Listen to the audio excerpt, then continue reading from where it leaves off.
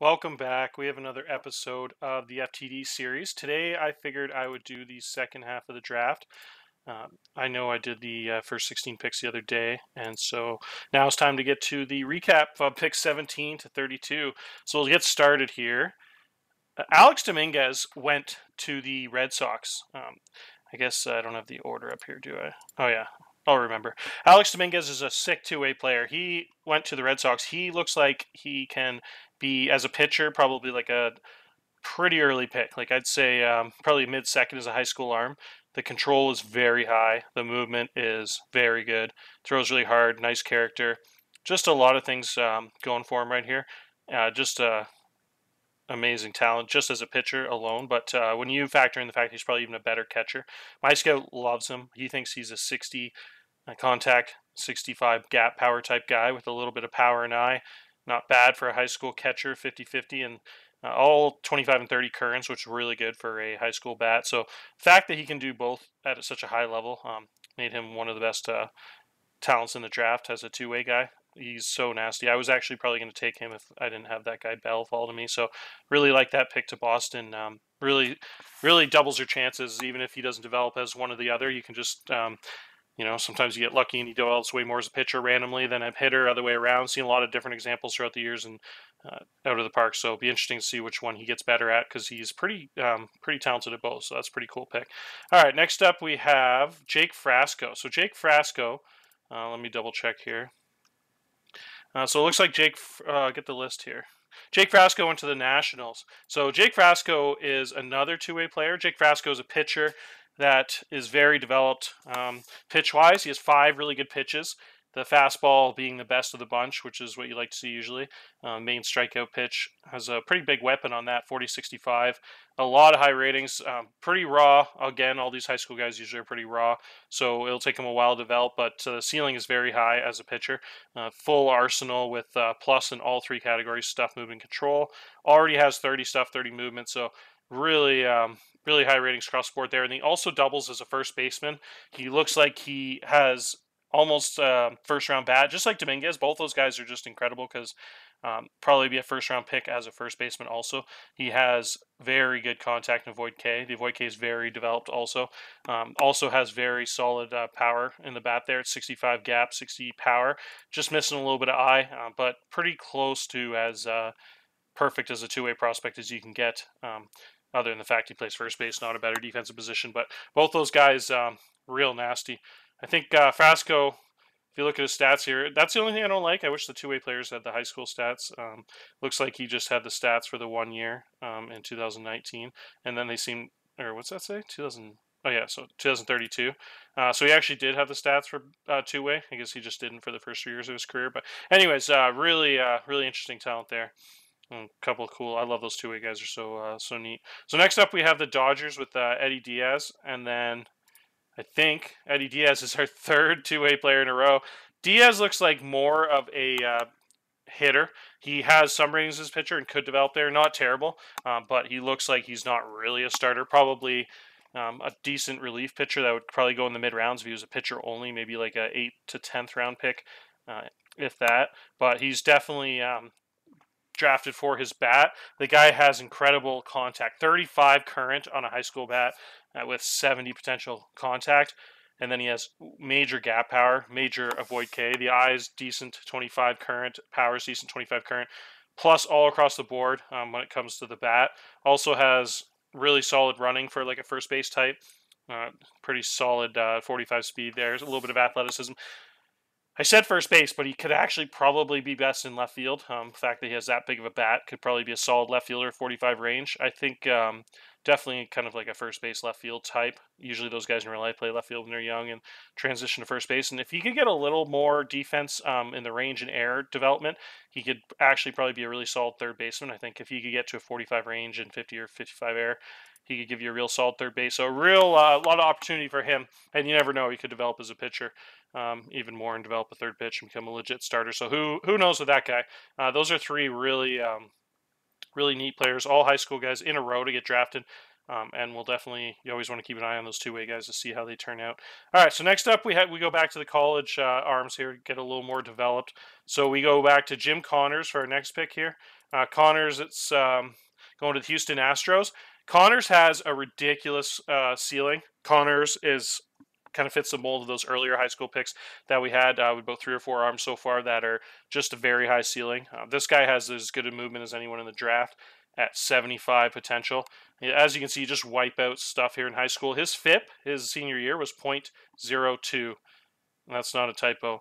Guys only hit 130 off him, and the guy just incredible stats across the board here. Just hilarious. Almost 50% guys struck out his senior year. So just a ridiculous, ridiculous senior year there in California. That's against California talent too with average competition level. So pretty funny there. But yeah, you got a 35 cutter, 30-30. Really raw, probably won't be great right away. And usually the guys don't do very well in rookie until they can get to like 30 stuff and get a pitch around a 40, 45, especially the main pitch there to be able to kind of have that one pitch to rely on, strike guys out. But the movement is pretty high, and nothing's a 20. A lot of times the guys in rookie ball have 120 rated, so could survive there pretty decently. But I'd expect him to be the type of player that actually gets better as he gets older and develops and ends up kind of peaking when he gets to the majors. He has a long way to go, but you absolutely love what you see there, and probably worth the $7.5 million with how high that ceiling is. Really valuable, even if you can get to 60 movement. You just that kind of movement is just so valuable in today's home run heavy game. Okay, so next up we have the Detroit Tigers here. The Detroit Tigers took one of the neater players in the draft. Jaden Mason is by far the most developed guy in the draft. I'll actually show you on Excel here. I just filtered out all the guys that haven't been drafted yet. So I have all arms here, and if you sort all arms, I have a cool little spreadsheet here. So essentially in my spreadsheet has all the main information like stuff, movement, control, and then I have reliever stuff and starter stuff. So it kind of has a formula to add some stuff to the relievers there. So if they're reliever, you'll see them on this left side. So you see all these ratings here, right? And then the velocity, stamina, how many legit pitches they have with at least 45 potential. So here's the key categories for ranking my pitchers. I have the pitcher current and the pitcher potential. These weight out the 3 of these.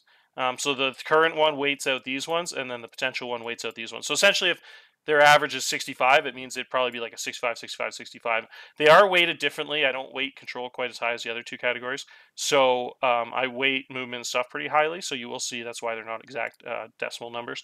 So if you go to the draft, my highest current, this is hilarious. This is why I want to show you this. If you're wondering the rest of the sheet too, it's pretty cool. This ranks how high they are in the pitcher potential ratings on this one, and then this has the percentage of what they are current to develop. So it shows that Mason is the most developed guy in the draft, 82% development, so he only has 18% until he's maxed out on his ratings. And then you can see all their mentals here, the main ones, and then the amount of pitches. He has 3 potential 50s, how many potential 60s, and at least how many potential 70s. Anyway, so the key category for Mason I want to show you here is the standard deviation. So how many deviations they are better to the positive side compared to the average player in this draft. So the average player in this draft would be a 1.00, right? So anything in the green is like the top 20% of the entire draft. So obviously all these guys are green because these are the guys that get taken in the first round, second round. So if you go to current deviation, it's the highest I've ever probably seen, 6.38. I don't think I've ever seen a player over like pretty much like that, like 4.5, 5. Just insane ratings compared to the average player in this draft. He's so much more developed. Pretty much throw him in the majors right away. I think this is an old report too from pre-draft. I think I had him go up to 40 stuff, or like I think I'm now at like 35 and 50 instead of 45 rating. So just an absolute ridiculous development curve for him. The dude is an absolute freak. So just never really see a guy this developed in the draft, and he's only a junior. He got picked in the first round at a high school and decided not to sign with the Los Angeles Angels there, and so he went to college and just developed into an absolute monster. So peak control, it's about as high as controls you'll ever get. Walks single digits every single year of his life. Just waiting on essentially that stuff to come along a little more. So he could just go to AA right away, and as soon as that stuff gets to 45 or 50, he's probably ready. Just give him like 50 innings in the minors or something, not even. The guy is incredible, so really interesting profile too. He's a sidearm guy with a ton of ground ball stuff. He's a sinker and has a synchronous slider with a lot of downward movement there, and then a 55 fastball. So a 3-pitch offering that should be able to induce a lot of ground ball contact. So won't let up like any home runs, I can't imagine, in Detroit, because the guy has such elite movement and one of the best pitchers parks in the league for being like anti-home run. So the fact that he has that ridiculous movement and he has extreme ground ball, and the guys aren't even going to hit that many balls in the air, is just like he'll have some hilarious numbers if he develops, and probably be like one of the better home run prevention pitchers you can find. So really cool pick there. Next up, after Mason here, we have Mike Graham. So Mike Graham, I'm trying to remember here, went to Tampa Bay Rays. So Mike Graham is a really developed college guy that has a major fastball. Couple currents are super high too, and you got 35, 50, 35. He struck out 34% of guys in college, which would be like a top 5 in the draft probably for starters. Most guys are about in the mid-20s, so it just shows that elite strikeout ability he has, which is obviously what they liked about him. I had him just gaining that screwball in the past year there, so you'd think that'll develop. It shows only a 30, but it's a pretty new pitch, so I'd imagine that will get up to a 45 or 50. This guy, out of the guys picked so far, probably has the highest reliever risk because he only has 35 stamina, which is pretty much the minimum you want for a starter. You can get by, but most likely he's a hybrid long guy that probably will turn into a high-level relief pitcher. But I think if that screwball develops and he can keep that 35 stamina or go to 40, he could definitely give you long innings as a starter. But in this day and age, it doesn't really matter. Either way, he's going to get you high-quality innings, which all you want, whether it's like 130 as a starter, 80 or 70 as a reliever. The guy has ground ball stuff, really high movement, and a ground ball guy. So just like the last guy, Mason there, probably won't give up a ton of home runs and has really high current. So probably should be able to go to the high levels of the minors pretty early on in his career there. And he's a high leader, which kind of caps it all off. So some interesting stuff there. Next up, we have Joe here going to the Phillies. I'm even trying to say that last name. So this guy is a high school bat with left field capability, or he could be a pretty high level first baseman there. Not super high level defensively, but pretty solid. But either or, he's kind of like that Eddie Diaz two-way guy that went a few picks ago. They're very similar. Both guys have the high contact and like 25, 55 iron home run. So it's actually almost a dead. I'll actually compare the players. Recently visited players. And we'll go to Eddie Diaz. So if you look, they're really similar across the board. You essentially have the same offense profile if you just flip the avoid can contact, but almost identical. Diaz is just a smidgen higher in a few categories. So he's got 70 instead of 65, 65 instead of 60. So Diaz going a few picks ahead probably makes sense. Just a hitch, just a smidgen better, but also you do have, let's see here.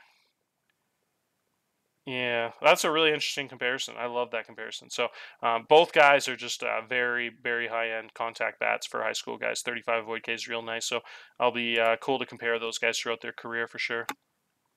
Next up, we have Joey Fielding going to the Braves, I'm pretty sure. Atlanta Braves, yep. Next up, this guy's profile here, we got a fly ball hitter. That's an extreme pull ground ball guy, which you don't really like to see, so that's his one weakness. But almost everything else is pretty solid there. He's got a fringe third base profile. He's most likely a first baseman, which is fine because the bat plays there for sure. I don't know if he'll be able to survive at third base long term, but essentially he's pretty close to being able to play there. All he needs is a bit more arm. I think if he could just improve that arm strength a little bit, get to like a 60, he could probably play there for sure. I think right now he'd be a pretty negative third baseman, but it's not bad. 45 and 50. There's a lot of guys in the majors that have only like 40, 45 range, like 45, 50 air playing there. It's just most guys like have that 60 or 65 arm. So it'll be something they'll want to develop for sure. But either way, the bat is so good, it won't hurt you too bad. He'll still be a plus hitter at first base with 60 power.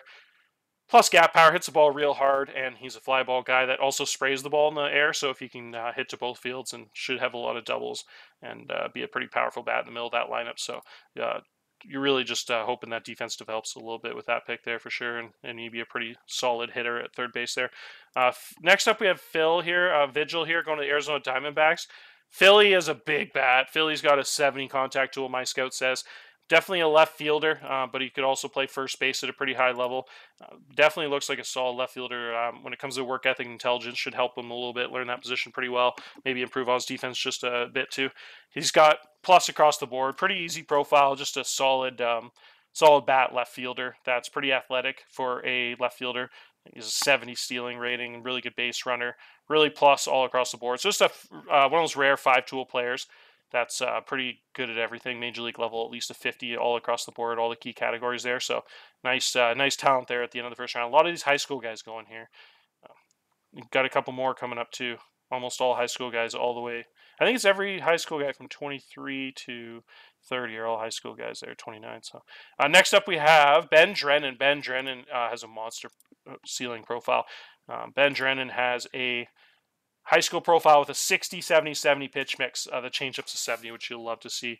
Kind of like those guys that went last year at the end of the first round. There's about 3 of these guys with a similar profile, all big 6'7", 6'8" high school guys with like 20, 70 changeups that have like 3 pitches and a lot of room for improvement there. So he can go really raw players here, but really high ceilings to make up for the rawness. So $8 million bonus. He throws 88 to 90, so you're looking for him to improve that velocity, and really if he does and he can get to the mid-90s with his velocity in a few years, I'd imagine his fastball catches up to those other pitches at a 70 rating, and you'd imagine his stuff will get a lot better, and he turn into a monster. So that's what you're hoping on. That's like the ceiling. So he's kind of like a high ceiling, low floor type guy, but he also has some pretty nice movement there, which makes guys pretty consistent sometimes. So even if he doesn't develop the stuff to be a real high stuff guy, I think he could, as a 6'7" lefty, he has a lot of potential because there's not too many good lefties. So any lefty that's decent that doesn't let a bunch of home runs usually has a spot in the bullpen somewhere. So you really like that guy as a lefty, even though he's a little risky for the first round pick. Sorry, back out of here, a little delay there. So Eric Joy here is our next pick. Eric Joy went to the Cleveland Spiders and had yet another Cleveland Spider with a big bat, story of the year. He's got 70 home run power with 35 current. So that's one of the biggest tools in the entire draft of every single player. When you combine the current being so high and the ceiling being so high, like I said, probably top 5 if you were to rank top 5 tools in the draft. You probably have a few guys with the 75-80 contact type stuff, but that would be right up there as an absolute booming home run bat. The guy's a righty power bat, so that just gives a huge ceiling on that. Also has a real high eye, which usually goes well with the power ratings. Hits the ball, like hits absolute piss missiles all across the field there. Ton of home runs in high school. Just a crazy ceiling as an offensive player. Fell a little bit farther than the bat, you would think, just because he doesn't really have a great defensive profile. Looks like a DH or maybe like a really bad left fielder or DH only, which is why some of those other guys like first base types probably went ahead of him, even though I think Joy's bat's probably a little better. But my scout might be a bit too high on him. He really seems to think he's ridiculous, and the OSA kind of follows suit, so maybe he is that good. 75s across the board for the 2 main contact and power is just insane. That's 15 higher than my scout. So this guy is one of the best bats you'll see out of high school, and you never know if this guy could develop his left field a little more and make it so he could play left field at a decent 45 or 50 range. This guy's going to turn into an animal, but looks like he'll just be a real solid bat as a DH, which is fine. You're pretty happy to get a guy with that much ability to be like your cleanup hitter, number 3 hitter for a long time at this point in the draft. So not a lot to say about that, really. It's just you're just watching that bat develop and should be able to hit homers right away in the minors, and pretty rare power tool. Next up we have sorry, where did I get lost here? Khalil Coaxum. So this is where it gets interesting. This guy is a very neat pitcher. He has a crazy movement tool, just like a guy. I think what was that other pitcher that went a little bit earlier here that had that crazy movement? Was it Connors? Yeah. So if you look at Connors' profiles and then you look at Coaxum here, very similar. Coaxum has incredible curveball, which is one of the neatest pitches in the draft. He has a 35-75 curveball and really 2 really highly rated other pitches too with the fastball and changeup. So that's a nice 3-pitch mix. The fastball, curveball, changeup guys. If you're only gonna have 3 pitches, that's about the best combo. That or the slider instead of the curve, either or. It's pretty similar pitches. So yeah, it's just another guy that's gonna be a ground ball guy with a high movement. Another guy that only throws like 89, 90. And so another guy that if he adds a lot of velocity, it just comes down to work ethic and depends. Out of all these guys that are drafted, these high school arms that throw like 90 with like the really good secondary offerings, essentially you're just waiting on them to get the velocity improvement and start throwing harder and improve their stuff. So whichever one of these guys teams gets lucky and develops their stuff rating, one of these guys will turn to a stud, and a couple others will probably just be normal. So it really just comes down to luck sometimes and a little bit of development. But so again, these guys all just have super high ceilings. It's just a matter of which ones develop. So I won't talk about that for a long time. Really, it's just a hit or miss. So those guys don't fall very far though, because the ceilings are so high. So even though they're pretty risky, that's why these guys have to go in the first round. Bottex, similar thing here. Really similar to last profile where he just has that crazy curveball. The other guy at 35-75. This guy's a 30-80. A little bit more raw than some of these other high school arms that have gone here, but the stuff is just so ridiculous. This guy has a 6 ceiling because he could be such a ridiculous reliever even if he doesn't turn out as a starter. But he looks like a pretty good starter with 4 pitches. But it's just, yeah, that stuff would be like an 80 in the bullpen. So either or, this guy works out good at both starter and reliever. Huge stuff. So really you're just waiting on that control, essentially that movement pretty close to a 50 there. At least it's already at 25. So really it's just that control that you're waiting on. So you just kind of keep an eye on that. And he throws so hard and strikes so many guys out as soon as he got another guy struck out 50% of guys the last 2 seasons in high school. Guys hitting like 120 off and just ridiculous stats. So you're just another California kid too. So $7.5 million bonus with a ridiculous power arms, just waiting on that control. Next up, we have Jack Berkman. Jack Berkman is going to Milwaukee Brewers, and this guy has one of the best tools in the draft also. Like I said with Joy with the power, the best eye probably goes to Jack Berkman. 50-80 is ridiculous, extraordinarily rare to have a rating that high. Usually you don't have a guy like this in every draft that's rated that highly there. Sometimes you get the 40-70 or 40-65, 35-70, but pretty rare you get all the way up to 50-80. That's pretty insane. So really, this guy's whole profile is just his eye, but that's one of the most important things. This guy, if that eye is that good, even if everything else just got to like a 45, 50, he's a fringe major leaguer, just because the eye is so elite that on-base percentage is so important in this day and age. If he could be like an 8-9 hitter that gets on base like 34% of the time, like 340 on base, 350 on base, that's gravy. And then he could be even better. He looks definitely like an outfielder. 55 range, 55 arm, looks like a pretty solid left fielder or right fielder.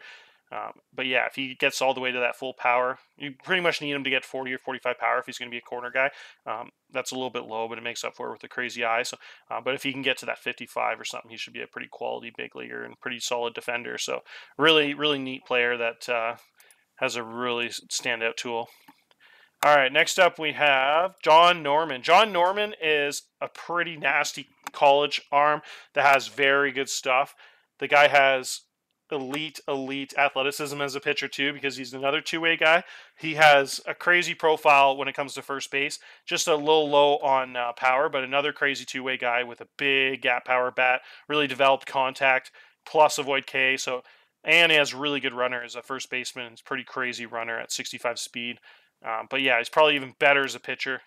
Really good overall player with an 80 changeup, 96-mile-an-hour fastball, high leader. So just a ton of stuff that stands out.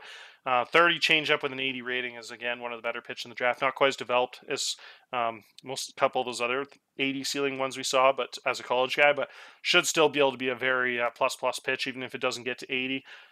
Fastball and splitter very developed already, and the stuff's very developed. So again, this guy has a lot of ceiling as a really elite reliever if he doesn't turn out that changeup. But odds are probably pretty good that an 80 ceiling pitch turns into at least a 50.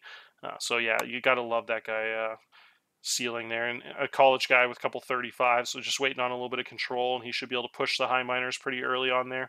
A lot of these $6-7 million bonus guys at the end of this first round, so just a really rare year for talent. Like, there's not usually this many good players at the end of the first round with these kind of ceilings. These guys aren't all, there are a lot of young guys and a lot of really raw college guys, so this is really like kind of hit or miss draft, but these guys that do turn out are going to be real big stars, I think. And there might be a couple busts, but we'll see. Mike Sevigny is the last pick of the first round here, if you don't count the supplemental picks. Sevigny has a ridiculous fastball. Another guy that has the ability to be the best fastball in the draft. 99-mile-an-hour, 75 fastball with a 50 curve. Waiting on that third pitch changeup. If he gets it, looks like a really legitimate, solid starter. One of the quickest, probably pro-ready players. He really honestly could be almost a bullpen piece right now. Probably be up to like 60 stuff in the bullpen, like 50 and 40. Not like a crazy elite reliever, but someone that could definitely do like major league innings almost right away here. But you probably want to take it slow and develop him as a starter and see if he can develop that changeup a little bit. But yeah, with that kind of fastball, should be able to do really well in the minors right away. Crazy strikeout percentage. Had right around 30% strikeout all 3 years of college. And you can see the improvement. Went back for his last year there, senior year, and just jumped off the page. Let up one full less hit per 9 than any other year. Jumped his strikeout percentage like 5% over any other year. Lowered his walk rate in the best of his career. So everything was just career years, and the least amount of home runs he let up 0.4. So just amazing senior year, and made it so he went pretty high again. Almost what was he, second round pick to the Colorado Rockies last year, and then he improved his draft stock by 1 round this year and probably made himself a couple $1 million. So really interesting profile there for a team that's a not Super Bowl, World Series contender. So yeah, it's just kind of a nice safe pick there. The guy that should be able to be at worst like a really solid major league middle reliever, but should be a pretty solid number 3 starter if you can get that change up. So that's it for the first round. We'll look back at this list, and if you guys haven't watched that other video, check the other one out first, the 1 to 16 ranking ones, and then this video did 17 to 32. So that concludes the first round. I absolutely love this draft this year. There's just so many talented guys. There's a lot of guys that went in the late 20s here that in most drafts, in my opinion, would be like top 10 picks. Like the bat on Eric Joy at 27 overall, and some of these ceilings on some of these arms are just crazy to get at like 30 and 29 overall. A lot of 75 tools everywhere here, like a 75 hit tool in this guy, 75 movement here, 75 power here, 80 curveball here, like 70 stuff here, like just incredible tools across the board here. And I think if anyone keep an eye on the most would just remember those couple two-way players there going 3 in a row, which is pretty neat. And I think Mason would probably be the guy to watch, and as a guy, him and Sevigny probably 2 of the quickest potential guys to be in the majors here. So especially Mason, like that guy is just pro ready like so soon here. So absolutely love that profile. Really cool first round. So hope you guys enjoyed the video. Cheers.